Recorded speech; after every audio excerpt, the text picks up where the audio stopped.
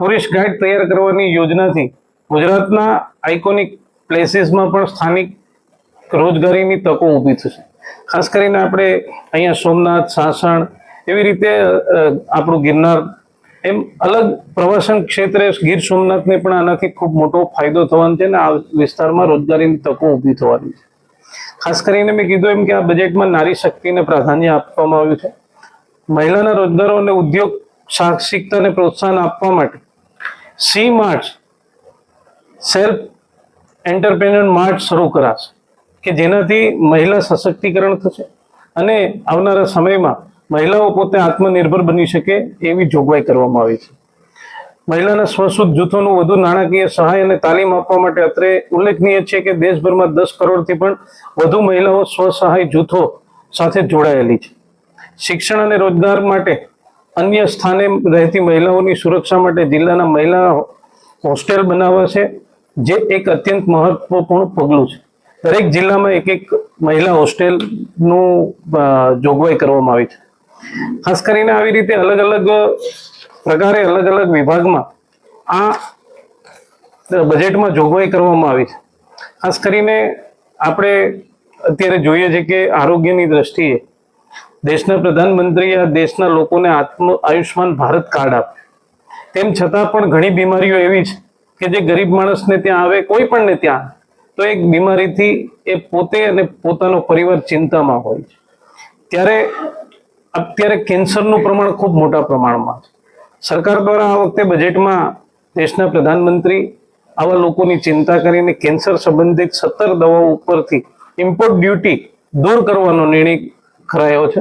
Cancer સહિત 7 થી વધુ ગંભીર બીમારીઓ માટે દવાઓ સસ્તી થશે. દેશમાં 5 રિજનલ મેડિકલ હબના નિર્માણ થકી દેશને આંતરરાષ્ટ્રીય સ્તરે મેડિકલ ટુરિઝમ સ્પોટ તરીકે વિકસાવવામાં આવશે. 3 આયુષ એમ્સ પણ બનશે. ખાસ કરીને આપણે સૌ જાણીએ છીએ કે આપણો દેશ એ હંમેશા આયુર્વેદની પરંપરાનો અને આપણા સાધુ સંતો દ્વારા ભૂતકાળમાં એ આપણી સંસ્કૃતિ રહી છે કે નાડી જોઈ અને રોગોનું નિરીક્ષણ થતું. એટલા માટે એમને પ્રોત્સાહન આપવા માટે આપણી પરંપરા અને આપણી સંસ્કૃતિ બંને જળવાઈ રહે એટલા માટે 3 આયુષ એમ્સ પણ બનાવવામાં આ બજેટમાં જોગવાઈ કરવામાં આવી છે. ખાસ કરીને અલગ અલગ પ્રકારે બજેટમાં આ વખતે રેલવે, આપણે સૌ જાણતા કે ભૂતકાળમાં રેલવે બજેટ અલગ થતું, પણ દેશના પ્રધાનમંત્રી આદરણીય નરેન્દ્રભાઈ મોદીજી દ્વારા દેશમાં એક જ બજેટ કરી અને એક નવી શરૂઆત અને નવી પરંપરા કરી છે. ત્યારે રેલવે બજેટમાં 7 high speed rail corridor, rare earth mineral corridor, 20 નવા રાષ્ટ્રીય જળમાર્ગ અને માઉન્ટેન ટ્રેન તરીકે આ બજેટમાં ખાસ કિસ્સામાં જોગવાઈ કરવામાં આવી છે.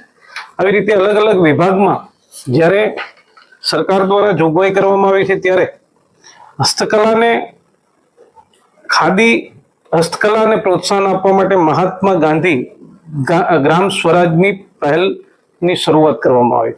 કાપડ ક્ષેત્રે કૌશલ્ય ઇકોસિસ્ટમને વેગ આપવામાં આવશે.